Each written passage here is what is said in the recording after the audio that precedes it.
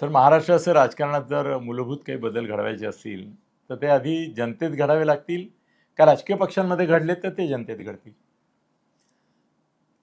कठीण प्रश्न आहे. उत्तर पण एकदम असं देता येणार का नाही आहे. पण मला वाटतं की जनतेमध्ये ते बदल पहिले घडले पाहिजेत. जनतेने ठरवलं पाहिजे की आपल्याला कशा पद्धतीची माणसं आपल्याला निवडून सरकारात हवी द्यायचे. आहेत, निवडून द्यायची आहेत. आणि आमिषं जी राजकीय पक्ष आपल्यापुढे देतात, तर त्या आमिषांना आपण किती बळी पडायचे? किती बळी पडायचं, कुठच्या स्टेजला येऊन आपण थांबलं पाहिजे आणि त्यांना सांगायला पाहिजे त्या पक्षांना, की आता हे बास झालं.